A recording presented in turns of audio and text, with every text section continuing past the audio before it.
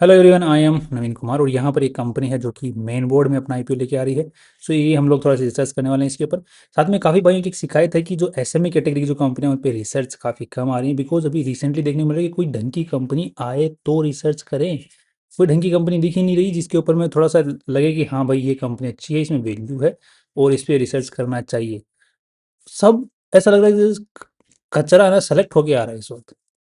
सो ये main board company का पे मेन बोर्ड कंपनी की रिसर्च हम इसलिए करते हैं बिकॉज वो एक सेबी के रूट से अच्छे से होके आती है। एंड जो एसएमई की जो कंपनियां होती हैं वो एक्सचेंज के रूट से आती हैं, उनको सेबी के अप्रूवल वगैरह नहीं जरूरत पड़ती है। सो वहाँ पर मोस्टली वो छोटी होती हैं काफ़ी, तो वहाँ पर चांसेस ऑफ खराब कंपनियों के ज़्यादा होते हैं। और उस उसमें भी फिर हम लोग देखते हैं नॉर्मली हम सारी कंपनियों को चेक करते हैं, एसएमई कैटेगरी की हो चाहे वो मेन बोर्ड हो। जो भी ऑलरेडी लिस्टेड कंपनी है उनमें भी कुछ वैल्यू होती है तो उसको भी हम अलग से वीडियो बनाते हैं। और जो कंपनियां ऑलरेडी बहुत ऊपर चल रही हैं और उन पे वो वैल्यू नहीं होनी चाहिए तो हम एक स्कैम अलर्ट वाले वीडियोस भी बनाते हैं। So you can go through our YouTube channel for that and everything. तो अभी देख लेते हैं कि ये पर्टिकुलर जो कंपनी एसएमई के सॉरी जो मेन बोर्ड कंपनी में अपना आईपीओ लेके आ रही है, कंपनी का नाम है पीएनजीएस रेवा डायमंड ज्वेलरी। इस कंपनी अगर हम लोग चेक करते हैं तो इसका आईपीओ 24 से 26 फरवरी खुलने वाला है। 386 का इन्होंने प्राइस सेट किया है और 1224 करोड़ रुपए की पूरी वैल्यू लगाई है। राइट, पूरी कंपनी की इन्होंने वैल्यू लगाई है। मोस्टली जो पैसा जा रहा है वो सारा का सारा कंपनी के पास में जा रहा है। टोटल 380 करोड़ रुपए उठा रही है कंपनी। और वो जो पैसा है उसको किस काम में लेने वाली है तो उसके बारे में कंपनी ने यहाँ पर अपन बताया कि नए 15 स्टोर्स खोलने वाली है। मेनली जो कंपनी का बिजनेस स्ट्रक्चर है वो फोफो मॉडल और फोको मॉडल के ऊपर में काम करता है। फोफो मॉडल मतलब फ्रेंचाइजी देती है कंपनी अपनी, तो फ्रेंचाइजी ऑपरेटेड और फ्रेंचाइजी ओन्ड वो स्टोर्स होते हैं। बट मेनली जो कंपनी का सबसे ज़्यादा रेवेन्यू आता है वो फोको मॉडल से आता है कि जो स्टोर है वो ओन्ड बाय द फ्रेंचाइजर है। बट उसके ऊपर अंदर में जो एम्प्लॉयज़ हैं, जो उसका अंदर का स्ट्रक्चर है उसको सपोज कंपनी ऑपरेट करती है। सो फ्रेंचाइजी ओन्ड कंपनी ऑपरेटेड। तो फोको मॉडल पे कंपनी में मोस्टली ये वाली कंपनी काम करती है बिकॉज ज़रूरत भी है, बिकॉज क्वालिटी मेंटेन रखने के लिए फोको मॉडल अच्छा है। और इनिशियली खर्चा भी ज़्यादा लगता नहीं बिकॉज फ्रेंचाइजी ओन्ड होता है। हमें सिर्फ ऑपरेट करना है और जो रेवेन्यू के अंदर में जो शेयरिंग होती है वो देनी होती है, या फिर जो किराया होता है वो देना होता है। This is okay. Mostly revenue sharing model रहता है फोको मॉडल के अंदर में। नेक्स्ट यहाँ पर जो है 15 स्टोर्स नए खोलने वाली है और बाद में ही नए उसके ऊपर में जो मार्केटिंग का जो खर्चा होने वाला है उसमें भी कंपनी ये जो आईपीओ से पैसा उठा रही है उस पर खर्च करेगी। अभी रिसेंटली जिस सेगमेंट में कंपनी काम कर रही है वो है कि ज्वेलरी बेचती है, सोने चांदी और इनकी ज्वेलरी बेचती है। बट जो प्रेशियस स्टोन्स और डायमंड स्टडेड होते हैं वो ज्वेलरी बेचने का ये पर्टिकुलर कंपनी काम करती है। बाकी पीएन गदगिल महाराष्ट्र में बहुत फेमस है, वहाँ की बहुत बड़ी ज्वेलरी ब्रांड है ये। बाकी इंडिया में भी थोड़ी बहुत फेमस है बट इतनी नहीं है, महाराष्ट्र में तो छाई हुई है ये। तो इन्होंने क्या कर रखा है, चांदी के लिए चांदी की जो ज्वेलरी होती है उसको बेचने के लिए अलग से कंपनी खोल रखी है जो कि ऑलरेडी लिस्टेड है स्टॉक मार्केट के अंदर में। एंड जो जिनकी जो मेन ब्रांडेड कंपनी है पीएन गदगिल वाली वो भी लिस्टेड है कंपनी में, पीएन गदगिल ज्वेलर्स ये भी लिस्टेड है। अभी इसी ग्रुप कंपनी की एक नई कंपनी पीएनजी रेवा डायमंड जो कि डायमंड सेगमेंट पे फोकस्ड है, वो अपना आईपीओ लेके आ रही है। सो मोस्टली इसके जो प्रमोटर्स हैं वो काफ़ी मतलब एक्सपर्ट हैं, ऑलरेडी स्टॉक मार्केट में लिस्टेड कंपनियों के डायरेक्टर्स आज के दिन हैं वो और चला रहे हैं उनको। ये भी अब आज के दिन हमें देखना ये है इस पर्टिकुलर वीडियो की, इसमें कुछ वैल्यू छोड़ भी रहे हैं हमारे लिए कि लिस्ट होने के बाद में ये यहीं पे इनके आसपास में घूमता रहेगा या फिर लिस्ट होने के बाद में कहीं ऊपर जाने की उम्मीदें भी हैं। तो बस वही जो मेन सवाल है, क्वेश्चन मार्क रहता है, उसी पे हम थोड़ा डिस्कशन करने वाले हैं। तो उस पर डिस्कशन करने के लिए हमें चलना पड़ता है कंपनी की पूरी डिटेल्स के अंदर में। तो लेट्स वेल इनटू दैट। यहाँ पर जो मेनली पदमिल जो पीएन गदगिल सन्स एंड लिमिटेड इनके पास में इस कंपनी का मेनली जो है कंट्रोल है आज के दिन। बाकी गदगिल परिवार के पास में इसका कंट्रोल है। कंपनी में कोई केसेस वगैरह आज के दिन देखने को मिल नहीं रहे हैं। और इस कंपनी की जो शुरुआत है 2004 में एज ए पार्टनरशिप फर्म हुई थी और उसके बाद में इन्होंने काफ़ी जो नाम वगैरह ट्रांसफर करते हुए अब यहाँ तक पहुँची है। नेक्स्ट यहाँ पर देखने वाला इन्होंने कुछ जो माइलस्टोन्स हैं ये अचीव किए हैं, कुछ खास माइलस्टोन्स नहीं है but still nice. Next company कोई होल्डिंग कंपनी सब्सिडरी नहीं है आज के दिन। एंड नेक्स्ट यहाँ पे गोविंद विश्वनाथ गदगिल जी जो इस कंपनी को चला रहे हैं, जो कि पीएन गदगिल को भी मेनली कंपनी को भी चला रहे हैं, उनके पास अच्छा खासा एक्सपीरियंस है और वही इसको भी चलाएंगे। सो आई थिंक ये भी अच्छी बात है काफ़ी। रेवा डायमंड जो लोगो है इस कंपनी का, मेन जो ब्रांड नेम है रेवा, ये रजिस्टर्ड देखने को मिल रहा है। और कुछ जो अलग अलग जो नाम्स होते हैं बिकॉज डिज़ाइन के जो लोगोज होते हैं वो डिज़ाइंड जो हैं वो रजिस्टर्ड है या नहीं, तो यहाँ पे क्लास 14 में रजिस्टर्ड है ये वाली डिज़ाइन अभी रजिस्टर्ड नहीं हुई है बट एक्सेप्टेड एंड एडवर्टाइज हो चुकी है। दैट मीन्स अभी रजिस्टर हो ही जाएगी, ज़्यादा कुछ दिक्कत नज़र नहीं आ रही है। मोस्टली कंपनी जैसे मैंने बताया कोको मॉडल और फोको मॉडल पे काम करती है। यहाँ पर company owned, company operated, but COCO model का मतलब ये नहीं कि company owns that particular store और ज़मीन या फिर दुकान को ओन करती है, नहीं, वो किराए पे लेती है। कंपनी खुद ही किराए पे लेती है और खुद ही उसको चलाती है।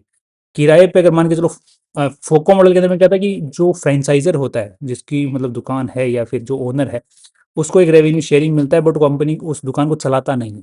राइट, बस वो ओन करता है दुकान को, बस चलाएगा वो नहीं, चलाएगी कंपनी। राइट, तो that's how it goes.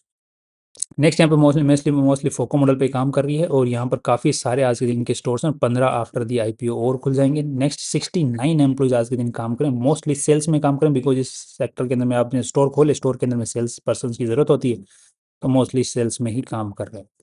Maharashtra के अंदर में ये आप लोग चार्ट देख पा रहे हैं, और इनकी यहाँ पर प्रेजेंस इतनी सारी जगहों के ऊपर महाराष्ट्र के अंदर में अवेलेबल है। ये कुछ आप फोटोज वगैरह देख सकते हैं, इनकी जो डायमंड स्टडेड ज्वेलरी है, ये लैब ग्रोन डायमंड्स के अंदर में मोस्टली काम करते हैं आज के दिन। एंड महाराष्ट्र इनकी मोस्टली जो सेल है वहीं से आ रही है। दूसरा, अब एक चीज़ आपको देखने को मिलेगी कि यहाँ पर जितनी भी ज्वेलरी बेच रहे हैं, उसके अंदर में से जो गोल्ड ज्वेलरी है उसी का सबसे ज़्यादा रेवेन्यू है। लगभग 99.75% ज्वेलरी जो इनकी बिक रही है वो गोल्ड वाली बिक रही है। दैट मीन्स कि गोल्ड स्टडेड ज्वेलरी जो है, जिसमें डायमंड हो गया या फिर जो प्रेशियस स्टोन हो गया, वो स्टडेड ज्वेलरी इनकी बिक रही है। दैट मीन्स कि गोल्ड मेनली बिक रहा है। जैसे अगर आप लोग कहते हैं चांदी की या फिर जो प्लेटिनम है, वो ज़्यादा नहीं बिक रहा है, सिर्फ गोल्ड बिक रहा है अब। राइट, अब नेक्स्ट देख लेते हैं कंपनी के थोड़े से नंबर्स को देख लेते हैं, उसके बाद में हम लोग चेक करने की कोशिश करेंगे ये जो नंबर्स हैं उसके हिसाब से कंपनी जो कमाई कर रही है वो क्या हमारे लिए कुछ जूस छोड़ती है। तो यहाँ पर देखने को मिल रहा है कि जो कंपनी की जो साइज है आज के दिन, जो बैलेंस शीट के अंदर में जितना पैसा कंपनी में लगा हुआ है, तो वो है 352 करोड़ रुपीज़। तो 352 करोड़ रुपये टोटल मिला के इस कंपनी में लगे हुए हैं आज के दिन।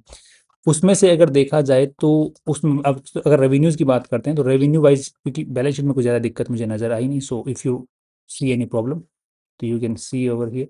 यहाँ पे कुछ खास दिक्कत है नहीं। बाकी जो डेट टू इक्विटी रेशियो रहता है इसका, इस टाइप की कंपनियों का, वो खराब ही रहता है before the IPO. After the IPO debt to equity ratio again वो काफ़ी अच्छे तरीके से सुधर जाएगा। तो not a concern over debt to equity ratio as well.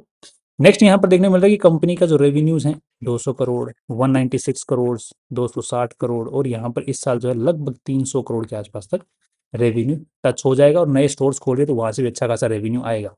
Company के नेट प्रॉफिट्स कमा रही है, तो यहाँ पर देखने को मिल रहा है कि कंपनी के रेवेन्यू के हिसाब से यहाँ पे 260 करोड़ का, यहाँ पे 60 करोड़ के आसपास में कंपनी ने नेट प्रॉफिट कमाया है।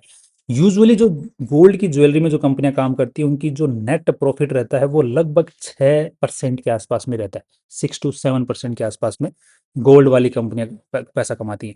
ये कंपनी मोस्टली डायमंड और प्रेशियस स्टोन्स के बेसिस पे भी काम करे, तो वहां पर इनका बहुत अच्छा खासा मार्जिन पड़ता है, बिकॉज जो थोक के भाव पे जो डायमंड्स और लैब ग्राउंड जो डायमंड्स हैं वो बहुत सस्ते आते हैं, और बाद में उनकी रीसेल वैल्यू कुछ होती नहीं है। तो ये एक काइंड ऑफ कस्टमर को सीधा सीधा चूना है, तो ये अगर कस्टमर को चूना लगेगा उतना ही जो सेलर होगा, जो जो रिटेलर होगा, उसको अच्छा खासा मुनाफा होगा। वही मुनाफा यहाँ पर आपको देखने को मिलेगा कि कंपनी का लगभग 25 तो लगभग 22% के आसपास का नेट प्रॉफिट है इस कंपनी का। Net profit, can you imagine that? 60 crore out of 259 crore sale revenue. तो यूजुअली जो कंपनियां हैं तो उनका नेट प्रॉफिट 6% रहता है, इनका इसका मतलब ये देख लो कि आपको कितना ज़्यादा जो है डायमंड और ये जो प्रेशियस स्टोन्स के नाम पे बेवकूफ़ बनाया। आई वोंट से बेवकूफ़, बिकॉज इंसान बेवकूफ़ नहीं बनता है, और कोई बनता है तो फिर अब वो उसको पता ही कि क्यों बन रहा है, तो वो अपनी मर्जी से ही बन रहा है भाई। तो अब जो कोई कोई आदमी अगर अपनी मर्जी से कोई काम करे तो उसको हम लोग कुछ कह नहीं सकते भाई, क्योंकि उसकी मर्जी है अगले की। राइट, अगले की मर्जी है कि मैं आज अपना पैसा समुद्र में बहाऊंगा तो वो बहाता है। उसको उसकी मर्जी है कि मैं आज प्रेशियस स्टोन की ओर पैसा बहाऊंगा तो वो बहाता है। उस पर हम सवाल नहीं कर सकते, as long as we can question is this कि तूने पैसा कमाया, टैक्स क्यों नहीं पे किया, तो वो टैक्स पे कर दे, अपने हिसाब से चले, सब कुछ ठीक है, बाकी उसका पैसा है, वो जो मर्जी उड़ाए।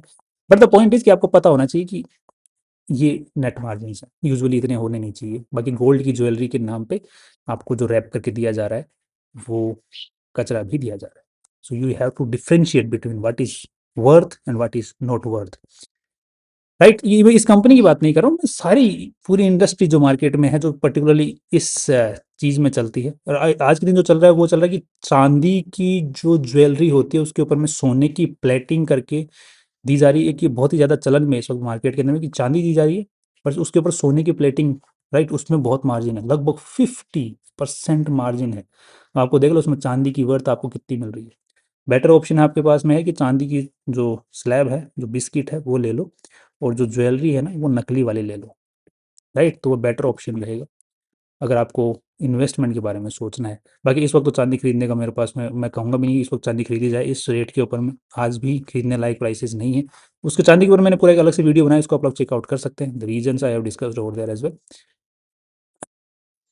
नेक्स्ट आप थोड़ा सा देख लेते हैं कंपनी की जो पिछले साल की कमाई है लगभग 60 करोड़। इस साल तो इनकी जो कमाई है वो इफेक्ट हो गई because of the gold and से प्राइसेस, गोल्ड प्राइसेस की वजह से काफ़ी ज़्यादा बढ़ गए, जिसकी वजह से रेवेन्यूज कम हो गए।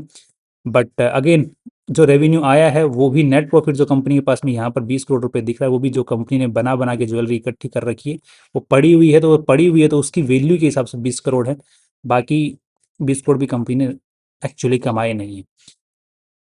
नेक्स्ट तो हम पिछले साल के हिसाब से पी रेशियो निकाल कर कैलकुलेट करने की कोशिश करते हैं। 60 करोड़, 60 करोड़ के हिसाब से यहाँ पर कंपनी ने जो खुद की वैल्यू लगाई है दैट इज अराउंड 1224 करोड़। तो लगभग ये 20 के आसपास का पी रेशियो जाता है। 20 के आसपास का पी रेशियो अगर हम लोग इसकी जो मेन कंपनी है पीएन गदगिल ज्वेलर्स उसके साथ में, यहाँ पे इसका भी 20 का पी रेशियो है। गदगिल फैशन ज्वेलरी ये मोस्टली सिल्वर की ज्वेलरी के बेचने का काम करती है, ट्रेडिंग का काम करती है, तो इसका 30 का पी रेशियो है, राइट। तो दोनों के मुकाबले कंपनी ने अगर मेन, क्योंकि सोना ही बेच रही है वो कंपनी भी, बट उसके मार्जिन अच्छे हैं और जो पी रेशियो है वो 20 के आसपास में मिल रहा है, इसका मतलब उसकी वैल्यू उन्होंने थोड़ी सी कम लगाई है, इसलिए थोड़ा सा जूस बच रहा है पी रेशियो वाइज।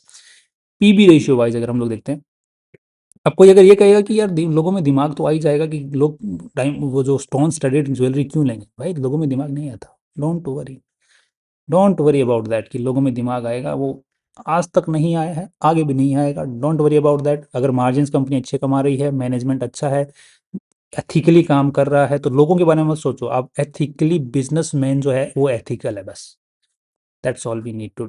और वो मुझे लग रहा है कि एथिकल है बिजनेस में, वहाँ दिक्कत मुझे नज़र नहीं आ रही।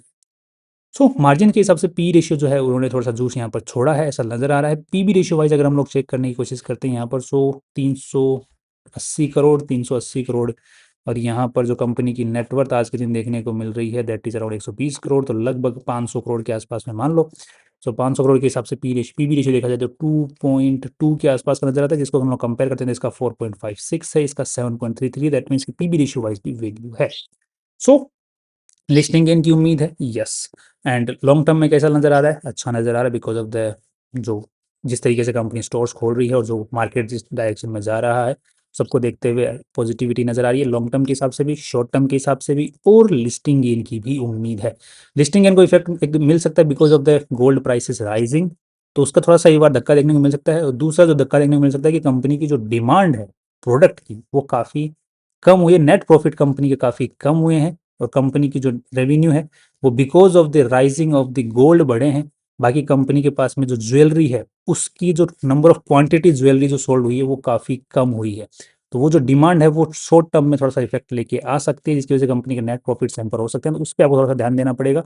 बाकी मुझे particularly long term, short term and listing gain में उम्मीद नजर आ रही है इसके अंदर में। So I am positive, that's all from my side. कल फिर मिलते हैं नई इंपॉर्टेंट वीडियो के साथ। Finally see you tomorrow.